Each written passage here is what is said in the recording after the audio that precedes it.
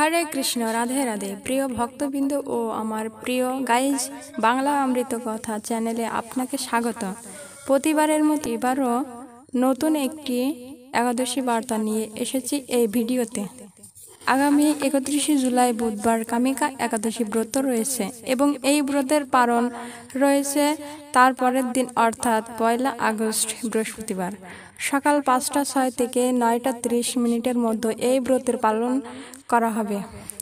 এই একাদশী ব্রতের বিশেষ মাহাত্ম্য রয়েছে, যা শ্রবণ কিংবা পাঠ করলে বিশেষ ফল লাভ পাওয়া যায়। শুধু তাই নয়, ভগবত ভক্তি এবং ভগবানের বৈকুণ্ঠ ধামে যাওয়ার সদ্গতি লাভ হয়। তো চলুন এখন আমরা এই ভিডিও বিশেষ কামিকা একাদশী ব্রত মাহাত্ম্য শ্রবণ করি। হরে কৃষ্ণ।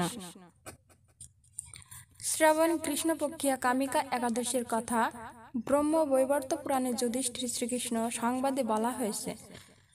যুধিষ্ঠির মহারাজ শ্রীকৃষ্ণকে বললেন, হে গোবিন্দ, হে বাসুদেব, শ্রাবণ মাসের কৃষ্ণপক্ষের একাদশীর নাম এবং মাহাত্ম্য সবিস্তারে আমার কাছে বর্ণনা করুন। তা শুনতে আমি অত্যন্ত কৌতূহলী। প্রশ্ন উত্তরে ভক্ত বৎসল ভগবান শ্রীকৃষ্ণ বললেন, হে রাজন, পূর্বে দেবর্ষি নারদ প্রজাপতি ব্রহ্মাকে এই প্রশ্ন করলে তিনি যে উত্তর প্রদান করেছিলেন, আমি এখন সেই কথাই বলছি। আপনি মনোযোগে সহকারে তা শ্রবণ করুন।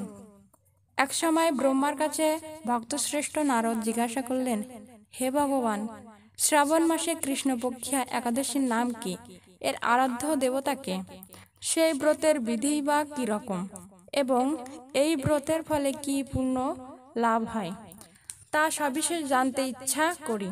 আপনি কৃপা করে আমাকে তা জানালে আমার জীবন ধন্য হবে। শ্রী নারদের কথা শুনে ব্রহ্মা অত্যন্ত সন্তুষ্ট হলেন।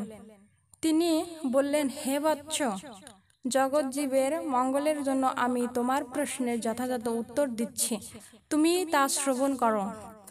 শ্রাবণ মাসে কৃষ্ণপক্ষিয়া একাদশী কামিকা নামে জগতে প্রসিদ্ধা। এই একাদশীর মাহাত্ম্য শ্রবণে বাজপেয়ী যজ্ঞের ফল লাভ হয়।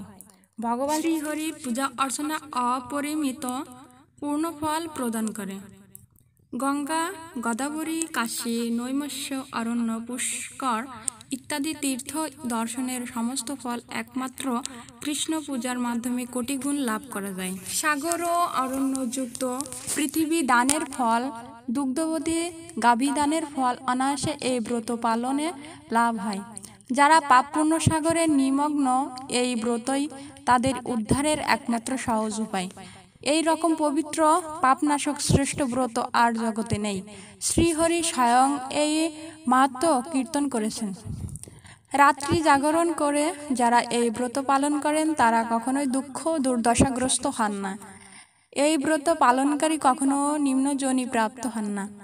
কেশবপ্রিয় তুলসী পাত্রে যিনি শ্রীহরির পূজা করেন, পদ্মপাতায় জলের মতো তিনি পাপে নিলিপ্ত থাকেন। তুলসীপত্র দিয়ে বিষ্ণু পূজায় ভগবান যেমন সন্তুষ্ট হন, মণিমুক্তাদি মূল্যবান রত্ন মাধ্যমেও তেমন প্রীত হন না। তিনি কেশবকে তুলসী মঞ্জরি দিয়ে পূজা করেন, তার জন্মার্জিত সমস্ত পাপ ক্ষয় হয়ে যায়। এই প্রসঙ্গে ব্রহ্মা বললেন, হে নারদ, যিনি তুলসীকে প্রত্যহ দর্শন করেন তার সকল পাপরাশি বিদূরিত হয়ে যায়। যিনি তাকে স্পর্শ করেন তার পাপ মলিন দেহ পবিত্র হয়। তাকে প্রণাম করলে সমস্ত রোগ দূর হয়। তাকে জল সিঞ্চন করলে যমও তার কাছে আসতে ভয় পান। শ্রী হরিচরণে তুলসী অর্পিত হলে ভগবত ভক্তি লাভ হয়। তাই হে কৃষ্ণ ভক্তি প্রদায়িনী, তোমায় প্রণাম করি। যে ব্যক্তি হরিবাসরে ভগবানের সামনে দান করেন, চিত্রগুপ্তও তার পুণ্য শাখা হিসাব করতে পারে না। তার পিতৃপুরুষেরাও পরম তৃপ্তি লাভ করেন। শ্রীকৃষ্ণ বললেন, হে রাজন, আমি আপনার কাছে সর্বপাপহারিণী কামিকা একাদশীর মাহাত্ম্য বর্ণনা করলাম। অতএব যিনি ব্রহ্মহত্যা, ভ্রূণহত্যা, পাপ বিনাশিনী, মহাপুণ্য ফলদায়ী এই ব্রত পালন করবেন এবং এই মাহাত্ম্য শ্রদ্ধা সহকারে পাঠ অথবা শ্রবণ করবেন, তিনি সর্বপাপ থেকে মুক্ত হয়ে বিষ্ণুলোকে গমন করবেন। এই রকম নিত্য নতুন সকল একাদশী ভিডিও সবার আগে পেতে হলে চ্যানেলটি অবশ্যইভাবে সাবস্ক্রাইব, কমেন্ট, লাইক, শেয়ার করে আমাদের সঙ্গে থাকবেন। দেখা হচ্ছে পরবর্তী ভিডিওতে। হরে কৃষ্ণ, রাধে রাধে।